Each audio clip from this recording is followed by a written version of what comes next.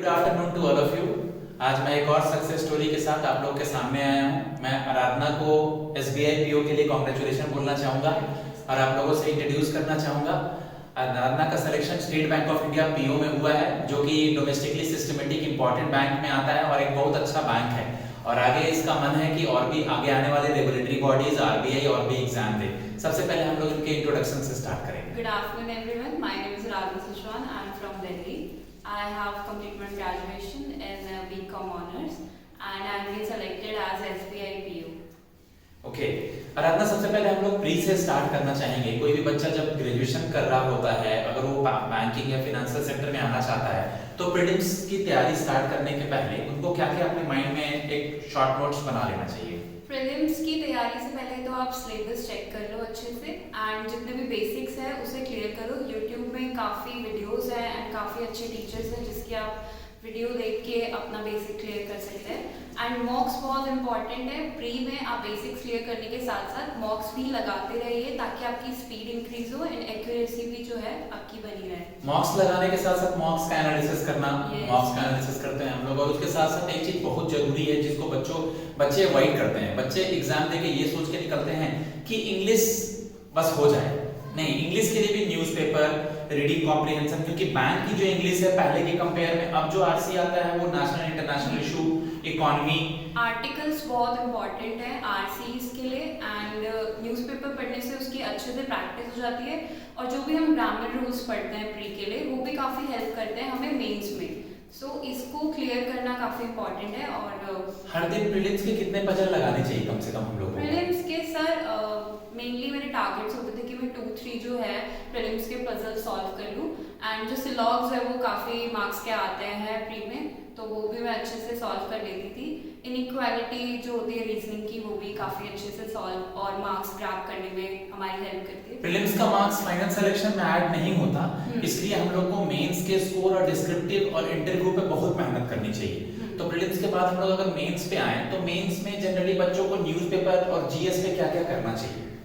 GS के लिए भी मैंने डेली वीडियोस देखी थी, वो भी यूट्यूब पे आपको अवेलेबल होती है एंड मंथली पीडीएफ्स जो है वो भी फ्री आ जाती है या फिर आप किसी प्लेटफॉर्म से बाय कर सकते हो। सो दोनों काफी हेल्पफुल होती है, बार बार इसका रिवीजन करना चाहिए। और अब जितना ज्यादा न्यूज़पेपर पढ़ेंगे, खुद के नोट्स बनाना, मैं भी बच्चों को पीडीएफ देता हूँ, वीकली पीडीएफ्स, ठीक है।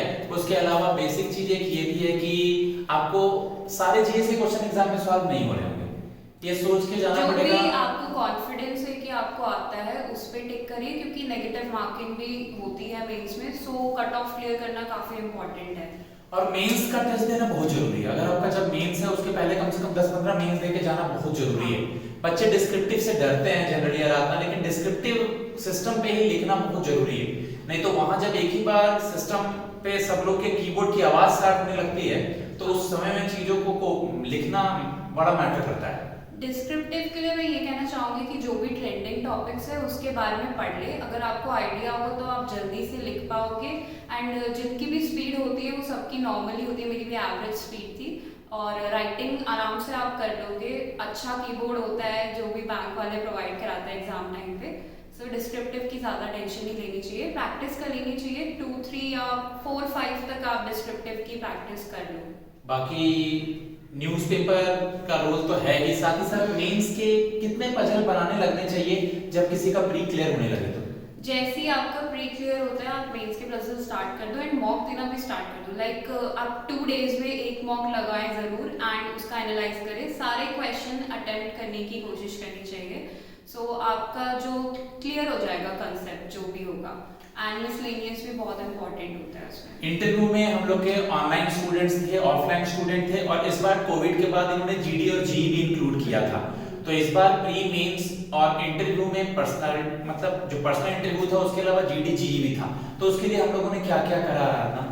जीडी जीई और इंटरव्यू के लिए मैंने रवि सर को कांटेक्ट किया था क्योंकि ये मेरा फर्स्ट एक्सपीरियंस था। इससे पहले मैंने कभी भी जीडी जीई या इंटरव्यू एसबीआई का तो नहीं दिया था, मेरा पहला अटेम्प्ट था।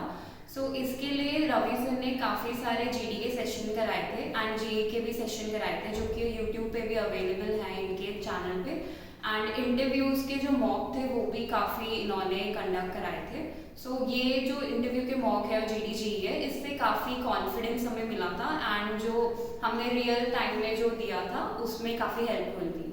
क्योंकि हर एक स्टेट के बहुत सारे स्टेट्स के बच्चे थे, अलग अलग अपना इनपुट देते थे, बहुत सारे लोग हम लोग आपस में डिस्कस करते थे, और जो भी स्टूडेंट अगर SBI का इंटरव्यू देने आ रहा है यानी वो बढ़िया स्टूडेंट होगा, ठीक है। और सारे स्टूडेंट, चाहे पल्लवी का भी सिलेक्शन हुआ, विशाल का भी सिलेक्शन हुआ, उसके बाद शुभम का भी सिलेक्शन हुआ, आरिश का सिलेक्शन हुआ, दीपिका का सिलेक्शन हुआ, मतलब हमारे बैच में जितने बच्चे थे और ओवर 80% बच्चों का सिलेक्शन हुआ है।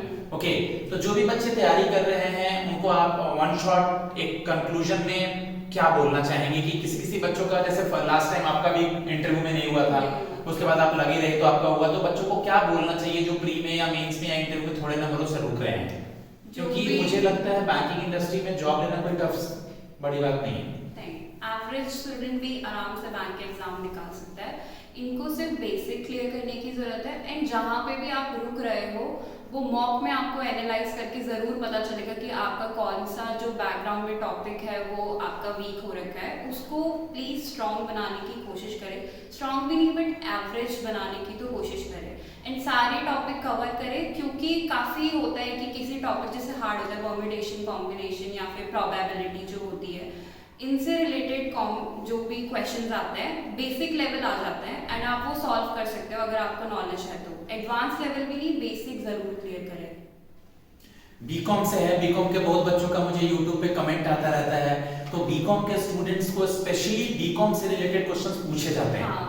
मैंने भी बहुत सारी चीजों को तैयार कराया था, आराधना के कॉन्सेप्ट भी क्लियर थे, बट हम लोगों ने बहुत सारे, अगर 2-4 टॉपिक का मैं नाम लूं तो बैंकिंग रिकॉन्सिलिएशन स्टेटमेंट हो गया, बैलेंस शीट हो गया, कॉन्ट्रा एंट्री हो गई, डिप्रिसिएशन हो गया, प्रॉफिट एंड लॉस अकाउंट हो गया, तो बहुत सारे चीज बच्चों से पूछे जाते हैं, हाँ या नहीं? हाँ, मैं इस पर ये बोलना चाहूँगी कि आप अपनी बीकॉम से हो जो भी 11th-12th की बुक, वो उसमें सारे बेसिक्स होते हैं कॉमर्स के, उसको ज़रूर पढ़िए। इसमें हमारे कंपनीज के बारे में, पार्टनरशिप के बारे में, सोल प्रोप्राइटरशिप और अकाउंटिंग, सारे रूल्स उसमें क्लियर हो जाते हैं, मैक्रो इकोनॉमिक्स भी और माइक्रो इकोनॉमिक्स भी। क्योंकि बीकॉम के अलावा जो भी कोई इंजीनियर है, कोई आर्ट्स बैकग्राउंड का है, तो सब्जेक्ट से सवाल पूछे जाते हैं, ठीक है। तो मैं आराधना को कांग्रेचुलेशन दोबारा से बोलना चाहूंगा, और जल्दी से इनकी ज्वाइनिंग हो और ये और भी आगे बढ़े और लाइफ में और भी चीजों को अचीव करें। Thanks a lot. Thank you sir.